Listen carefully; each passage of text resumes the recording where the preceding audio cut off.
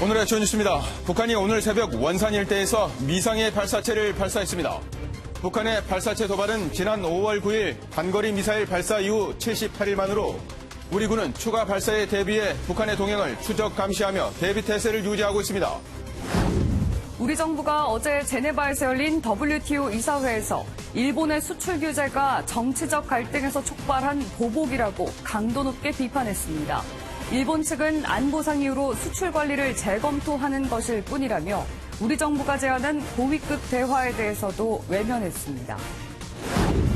러시아가 두 차례 한국 영공 침범 사실을 부인하며 오히려 한국 조종사들이 러시아 군용기의 비행을 방해했다고 주장했습니다.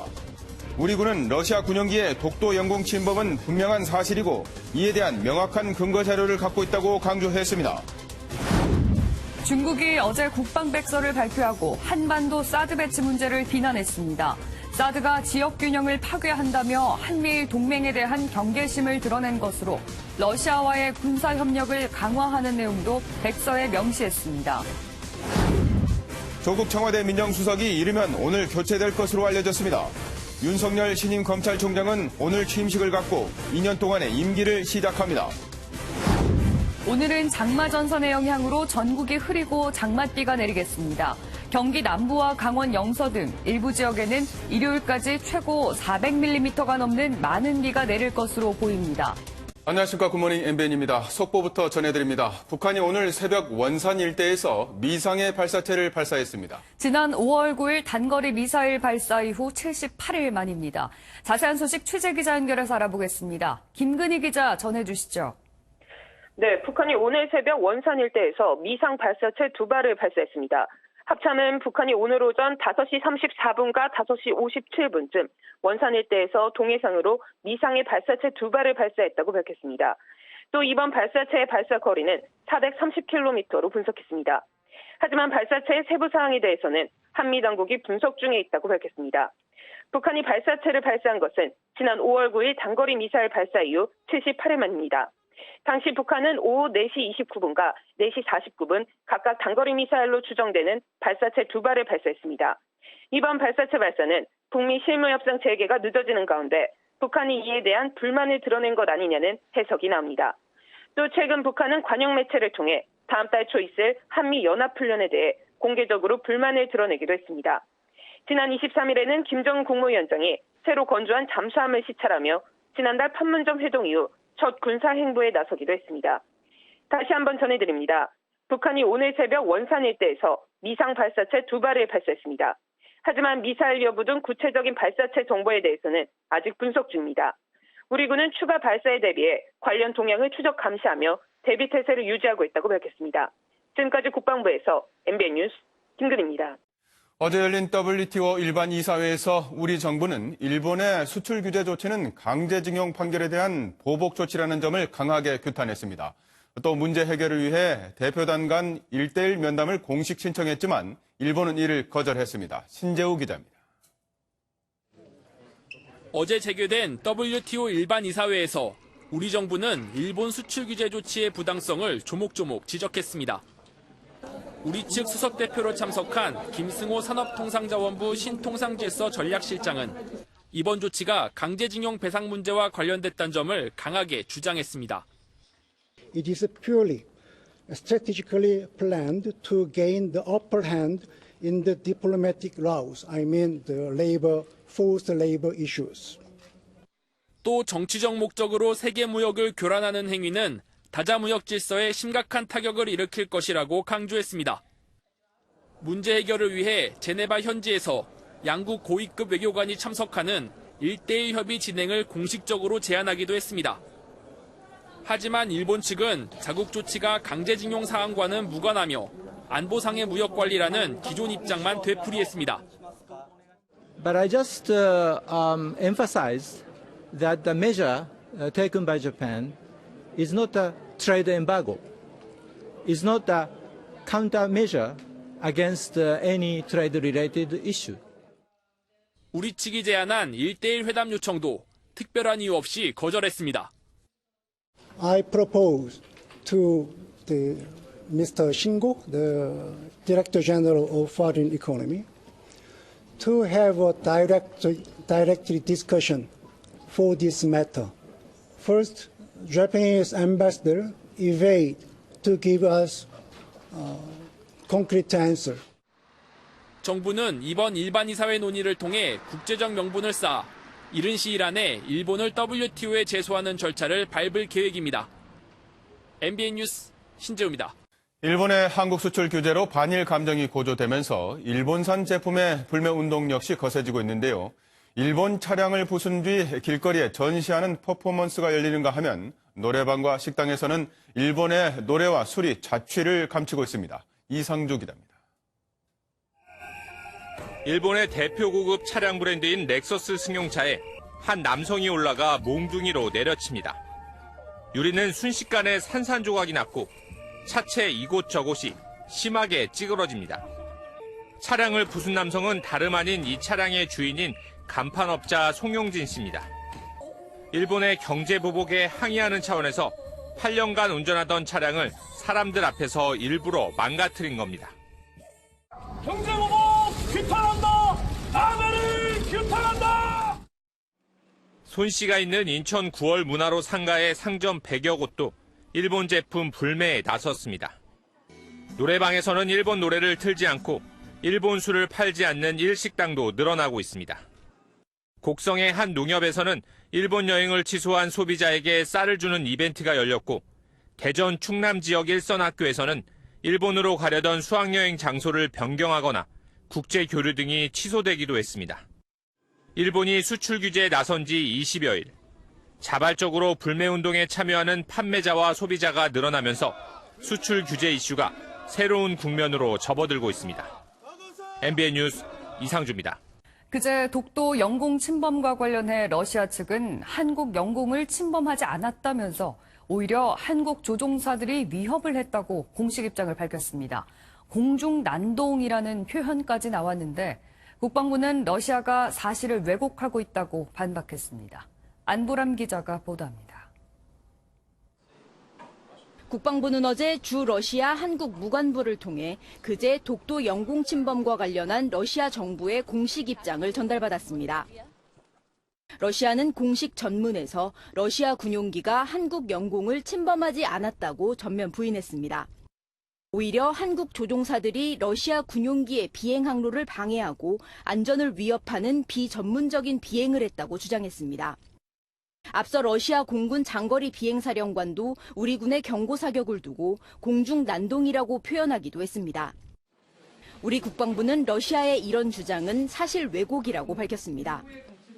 러시아 조기 경보 통제기가 독도 영공을 침범하고 폭격기 2대가 우리 방공식별구역 카리지를 무단 진입한 것은 분명하다고 말했습니다. 또 우리 공군은 정당한 절차에 의해 경고방송, 차단 비행, 경고 사격을 했고 이에 대한 명확한 근거 자료가 있다고 덧붙였습니다. 합참 보고를 받은 국회 국방위원회 안규백 위원장 역시 러시아 측의 실수가 아니라고 평가했습니다. 중국과 러시아가 최초로 카리지를 침입했기도 했고 울릉도 북동쪽에서 합류해서 같이 이렇게 내려오고 이거는 의도된 계획된 행동이다. 저는 이렇게 보고 있습니다. 국방부는 실무 협의를 통해 관련 자료를 제공하고 러시아의 사실관계를 확인시킬 계획입니다. MBN 뉴스 안보라입니다. 이 같은 러시아의 공식 입장이 있기 전 청와대는 러시아가 기기 오작동으로 영공을 침범해서 깊은 유감을 표명했다는 정반대의 브리핑을 했습니다. 다른 내용의 공식 입장이 나오자 머쓱해진 청와대는 다시 브리핑을 가졌지만 오히려 혼란만 가중했습니다. 최중락 기자가 보도합니다. 청와대 윤도한 국민소통석은 어제 오전 러시아 측이 한국 영공 침범에 대해 깊은 유감을 표명하고 즉각 조사에 착수해 필요한 모든 조치를 취하겠다는 입장을 전해왔다고 밝혔습니다. 시점은 그제 오후 3시 러시아 차성무관이 우리 국방부 정책기획관에게 이 같은 뜻을 전달했다고 말했습니다. 윤석에 따르면 러시아 측은 영공 침범 이유에 대해 기기 오작동으로 계획되지 않은 지역에 진입한 것으로 생각한다고 해명했습니다. 하지만 이 같은 브리핑은 러시아가 공식 입장으로 부인하면서 4시간 30분 만에 뒤집혔습니다.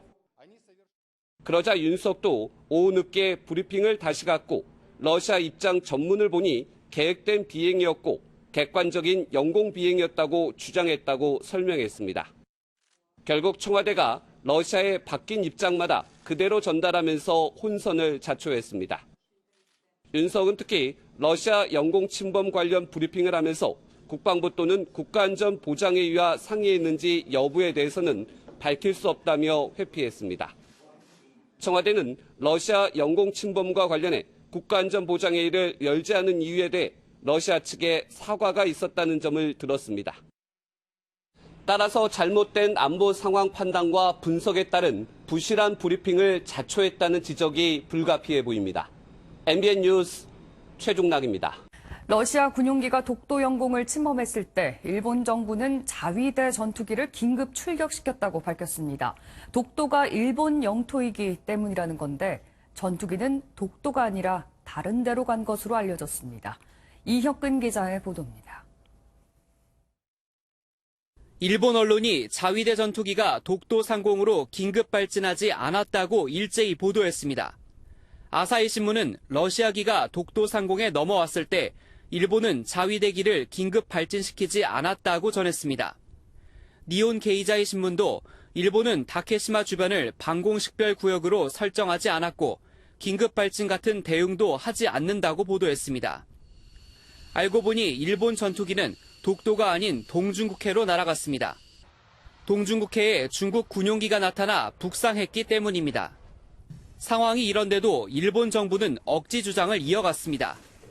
本件に関しては竹島の領域に関する我が国の立場に照らして、これは到底受け入れられず、極めて遺憾であり、韓国に対して強く抗議するとともに、再発防止を強く求めました。 우리 정부는 일본 측의 주장을 일축했습니다. 일측의 주장은 일고의 가치도 없으며 독도는 역사적, 지리적, 국제법적으로 명백한 대한민국 영토이므로 독도 영공을 침범한 러시아는 우리 정부에만 해명을 내놓고 일본에는 아무런 답변도 하지 않았습니다. MBN 뉴스 이혁근입니다. 그런가 하면 온라인상에서는 또 다른 신림동 삐에로 도둑이라는 영상이 퍼지며 논란이 일고 있습니다. 가면을 쓴 사람이 잠긴 문을 열려다가 실패하자 다른 사람의 택배 상자를 가져간 건데 경찰은 범죄인지 연출인지 여부를 확인 중입니다. 전민석 기자가 보도합니다. 어릿광대 가면을 쓴 사람이 원룸으로 추정되는 건물 복도를 두리번거립니다. 문 앞에 택배 상자를 집어들더니 문에 귀를 대고 인기척을 살핍니다. 이 의문의 인물은 상자를 보며 도어록의 번호를 누르고 열리지 않자 문 손잡이도 잡아당깁니다. 아무리 해도 문이 열리지 않자 상자를 들고 유유히 자리를 떠납니다. 1분 29초짜리 이 영상은 집안에 있던 누군가가 조심스레 문을 열고 바깥을 살피며 끝납니다. 영상은 인터넷에 게시된 지 하루 만에 삐에로 도둑으로 불리며 빠르게 입소문을 타기 시작했습니다. 관할 경찰서는 택배 도난 신고는 있었지만 영상과는 관계가 없었다고 밝혔습니다. 실제 범죄가 아니라 연출된 상황일 가능성도 제기됐습니다. 경찰은 영상이 올라온 유튜브 측의 협조를 구해 최초 게시자를 찾고 있습니다. MBN 뉴스 전민석입니다. 중국이 올해 국방백서에서 한중 갈등을 이야기한 사드 문제를 언급했습니다. 중국의 국방백서 발간은 2015년 이후 4년 만인데 백서에서 사드를 언급한 것은 이번이 처음입니다. 박통일 기자입니다. 중국의 2019년 국방백서의 제목은 신시대 중국 국방입니다. 중국 국방정책 전반을 담은 책으로 2015년 이후 4년 만에 발표됐습니다. 눈에 띄는 건 한반도 사드 배치를 언급한 부분입니다. 백서는 사드 배치가 지역 전략 균형을 심각하게 파괴하고 지역 국가의 전략과 안전이익을 크게 훼손했다고 꼬집었습니다. 그러면서 미국이 아시아 태평양 군사동맹을 강화하고 군사 배치와 간섭을 확대하고 있다며 한미 동맹에 대한 불편함을 드러냈습니다. 중국이 국방백서에 사드를 언급한 건 이번이 처음입니다. 일본을 향해서는 대외지향적인 군사 움직임을 보인다고 경계했고 대만에 대해서는 반드시 통일될 것이라고 강조했습니다. 기자회견에서는 홍콩 시위에 인민해방군이 개입할 수 있음을 시사하며 강경한 입장을 내세웠습니다. 部分激进示威者的行为挑战中央政府的权威，触碰一国两制的原则底线。 중국의 사드 언급으로 해묵은 사드 갈등이 언제든 다시 재발할 여지가 남은 가운데 향후 한중미 관계는 물론 북핵 문제를 다루는 과정에서도 적잖은 변수가 될 전망입니다. MBN 뉴스 박통일입니다. 정부가 대북살 지원 절차를 진행하고 있지만 북한이 이를 거부했다는 이야기가 나오고 있습니다. 정부는 북측의 공식 입장을 조금 더 기다려보겠다는 입장인데 돌아가는 내용을 놓고 보면 뭔가 심상치 않습니다. 권영범 기자입니다. UN 세계식량계획 WFP가 우리 정부에 북한의 쌀 수령 거부 의사를 전달한 것으로 확인됐습니다. 북한이 오는 8월로 예정된 한미연합훈련을 트집잡아 갑자기 수령 거부 의사를 밝혔다는 겁니다. WFP 평양사무소는 북한 외무성 담당자와 실무 협의 과정에서 관련 입장을 듣고 지난 주말 이를 통일부에 전달한 것으로 알려졌습니다. 북한이 우리 정부의 식량 직접 지원이 아닌 WFP를 통한 간접 지원을 거부한 건 이번이 처음입니다. 이는 최근 남북미 판문점 회동에서 재개하기로 합의한 북미 실무 협상과 한미 군사훈련을 연계해 미국을 압박하려는 의도로 풀이됩니다. 정부는 실무 협의 단계의 일을 전달받은 것이라 추가 확인이 필요하며 북측의 공식 입장을 기다려보겠다는 입장입니다. 인도적, 동포애적 견지에서 북한 주민들의 어려움을 해결하기 위해 식량 지원이 이루어지기를 바랍니다. 앞서 정부는 국내산 쌀 5만 톤을 WFP를 통해 지원하기로 하고 관련 절차를 진행해왔지만 갑작스러운 북측의 거부 입장에 차질이 불가피해졌습니다. MBN 뉴스 권용보입니다. 최근 자신의 SNS에 항일 메시지를 잇따라 올렸던 조국 청와대 민정수석이 내일 교체될 것으로 보이는 가운데 일각에선 이르면 오늘 인사가 단행될 수 있다는 관측이 나옵니다. 후임에는 문재인 대통령 측근인 김조원 한국항공우주산업 사장이 사실상 내정됐습니다. 황재헌 기자입니다. 조국 청와대 민정수석이 내일 교체될 것으로 예상됩니다. 청와대 고위 관계자는 후임자에 대한 검증이 마무리 단계인 만큼 청와대가 내일 수석 인사를 발표할 가능성이 크다고 밝혔습니다. 이로써 2년 2개월 동안 민정수석을 맡았던 조 수석은 참여정부 시절 문재인 대통령이 보유한 최장수 민정수석 기록에 2달을 남기고 청와대를 떠나게 됐습니다. 차기 법무부 장관에 유력한 조 수석은 청문회 전까지 휴식을 취할 것으로 알려졌습니다. 후임 민정수석에는 김조원 한국항공우주산업 사장이 내정된 것으로 전해졌습니다. 참여정부 공직기강 비서관 때 문 대통령과 함께 일했던 김 사장은 문 대통령의 등산 친구로 유명할 정도로 두터운 신임을 받고 있습니다. 내년 총선에 나갈 계획인 정태호 청와대 일자리 수석도 오늘 지역 일정까지 마친 뒤 내일 조 수석과 함께 교체될 예정입니다. 정 수석의 후임에는 검증이 끝난 후보 2명 중 황덕순 청와대 일자리 기획비서관이 발탁될 가능성이 큰 것으로 알려졌습니다. 청와대는 다음 달 초 과학기술정보통신부 장관 등 10명 이상의 장관급 인사를 교체하며 총선 전 전열 재정비에 박차를 가할 계획입니다. MBN 뉴스 황재헌입니다. 아파트 분양권을 불법 취득해서 되판 부동산 브로커 등이 무더기로 적발됐습니다. 당첨 가능성을 높이려고 임신 진단서를 위조하는가 하면 위장 결혼까지 시키기도 했습니다. 이재호 기자가 보도합니다. 누구나 간단히 이용할 수 있는 채팅 앱입니다. 부동산 브로커는 앱을 통해 임산부나 신혼부부로부터 청약 통장이나 임신 진단서를 사들였습니다. 인터넷 채팅창에 산모나 임산부 아르바이트 글을 올려서 적게는 50만 원에서 많게는 100만 원까지도. 웃돈을 붙여 내다 팔 분양권을 확보하려는 작업이었습니다. 단속에 적발된 브로커들은 신혼부부, 무주택자 등 청약 조건 가점에 따라 수백만 원에서 수천만 원을 주고 청약 통장을 사들였습니다. 불법으로 취득한 임신 진단서는 위조해 특별공급 청약에 사용했습니다. 신혼부부, 다자녀 가구 우대를 받기 위해서 위장 결혼까지 시킨 사례도 있었습니다. 이렇게 해서 3천만 원에서 2억 5천만 원까지 프리미엄을 챙겼습니다. 앞으로 경기도에서는 장애인 등 아파트 특별 공급 대상자를 이용한 불법 청약에 대하여 수사 범위를 확대해 나가고 토지거래 허가 구역 내 부정 허가자에 대해서도 수사를 실시합니다. 경기도 공정사법특별경찰단은 청약 브로커 등 33명을 입건하고 불법 전매자 140여 명에 대한 수사도 마무리해 검찰에 넘길 예정입니다. MBN 뉴스 이재호입니다. 신문 한 면에 걸쳐 실려있는 아파트 모집 공고 자세히 읽어본 적 있으십니까? 글씨가 너무 작아서 시력이 아무리 좋은 사람도 보기가 어려울 정도인데 앞으로는 글자 크기가 확 커진다고 합니다. 이병주 기자입니다. 최근 한 일간신문에 실린 아파트 입주자 모집 공고입니다. 주택형을 확인하려고 해도 작은 글씨에 숫자까지 섞여 있어 파악이 쉽지 않습니다. 글자가 얼마나 작은지 재봤더니 1mm도 채 되지 않습니다. 한 30여 년 했습니다. 손님들도 이거 가지고 찾아오시는 분 별로 없고. 수도권이나 광역시에서 100가구 이상 분양할 경우 사업 주체가 이를 신문에 공고하도록 하고 있는데 전문을 통째로 다 싫다 보니 벌어진 일입니다. 정부도 뒤늦게나마 정보 전달 효과를 높이도록 관련 제도를 정비하기로 했습니다. 분양 가격과 일정 등 중요 정보 위주로 내용을 줄이고 글자 크기를 키워 가독성을 높인다는 계획입니다.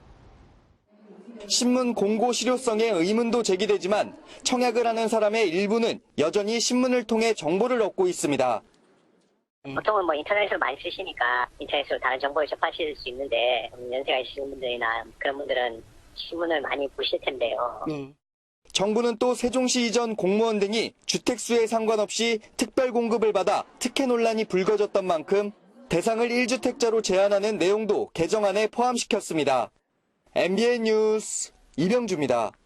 카카오가 카카오뱅크 출범 4년 만에 최대 주주가 됩니다. 산업자본도 인터넷은행의 대주주가 될 수 있다는 첫 사례인데요. 은행 간의 경쟁은 더욱 치열해질 전망입니다. 이기종 기자입니다. 금융위원회는 정례회의를 열고 카카오의 카카오뱅크 주식 초과 보유를 승인했습니다. 카카오가 기존 최대주주인 한국투자금융지주의 지분 16%를 넘겨받아 새로운 최대주주가 되는 방안입니다. 금융당국의 승인을 받으면 금융주력자가 아니어도 34%까지 지분을 소유할 수 있게 하는 인터넷 전문은행 특례법의 첫 사례입니다. 자회사인 카카오엠과 김범수 카카오 의장의 공정거래법 위반 전력이 논란이었지만 대주주 적격성 심사와 무관한 것으로 결론 내렸습니다. 카카오뱅크가 카카오의 정식 자회사가 되면서 두 회사의 협업은 더욱 확대될 전망입니다. 메신저를 토대로 젊은 층을 상대로 한 영업 전략으로 카카오뱅크의 고객 수는 이미 1,000만 명을 넘었습니다. 앞으로 대출 확대를 위한 증자도 수월해져 기존 은행과의 경쟁은 더욱 치열해질 전망입니다. 은행 업무를 더 이렇게 확대하기 위해서는 이제 자산을 늘려야 되는데 걸림돌이 해소된 만큼 향후 카카오가 더욱더 본격적으로 은행업에 진출할 것으로. 2대 주주가 된 한국투자금융지주의 지분 처리 문제는 과제입니다. 금융지주사는 금융사 지분을 50% 이상 보유하든지 아니면 아예 5% 이하로 줄여야 하는데 지분을 넘기려 했던 계열사인 한국투자증권도 공정거래법 위반 전력이 있기 때문입니다. MBN 뉴스 이기종입니다. 홍콩에서 범죄인 인도 법안 시위가 계속됨에 따라 주 홍콩 한국 총영사관이 우리 여행객들에게 안전에 주의할 것을 당부했습니다. 영사관 측은 시위 장소 방문과 촬영 등을 삼가하고 시위대로 오인받지 않기 위해 검은 옷이나 마스크 착용도 자제해야 한다고 설명했습니다. 미국 연방거래위원회가 페이스북에 이용자 개인정보 위출 문제로 50억 달러, 약 5조 9천억 원의 벌금을 부과했습니다. 50억 달러는 미 당국이 지금까지 IT 기업에 부과한 최대 규모인 2,250만 달러를 훨씬 뛰어넘는 것으로 페이스북 작년 매출의 약 9%에 해당합니다. 다음은 굿모닝 월드입니다. 잠을 자고 있는데 갑자기 지붕이 사라진다면 어떤 기분일까요? 정말 황당할 것 같은데요. 폭풍이 들이닥쳤던 미국으로 가보겠습니다. 미국 매사추세츠주의 한 호텔입니다. 폭풍이 거세게 일고 있는데요. 그러다 바람이 너무 센 나머지 지붕이 날아가 버리고 맙니다. 폭풍이 지나가고 나서 정말 아수라장이 됐는데요. 한 투숙객은 오즈의 마법사처럼 모든 게 날아가는 줄 알았다며 놀란 가슴을 진정하지 못했습니다. 천만다행으로 큰 부상자는 없다고 하네요. 경찰의 용감함이 한 생명을 살렸습니다. 경찰은 망설임 없이 불길 속으로 들어갔는데요. 영상 함께 보시죠. 하얀 연기를 내뿜으며 자동차 한 대가 옆으로 넘어진 채 불에 타고 있습니다. 미국 캘리포니아 경찰이 소화기로 불을 꺼보지만 소용없는데요. 그런데 안엔 운전자가 타고 있습니다. 자동차는 여전히 활활 타오르고 있어 위험한 상황인데요.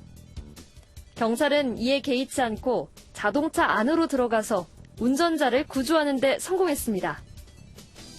사고 이후 쓰러진 채 불에 그슬린 나무는 베어졌지만 사고 흔적은 남아있다는데요.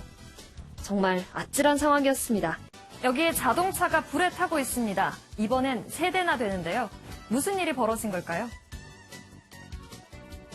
한 남성이 허겁지겁 달리고 있습니다.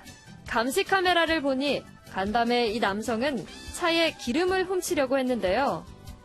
그런데 무슨 이유에선지 차에서 펑 하고 불이 났습니다. 그리고는 이 불이 옆에 있던 차량 2대로 옮겨붙어 큰 피해가 발생했는데요. 이 차량들은 교회 차들이라고 하는데 보험에도 가입돼 있지 않아 교회는 난감한 상황이라고 하네요. 지금까지 굿모닝 월드였습니다.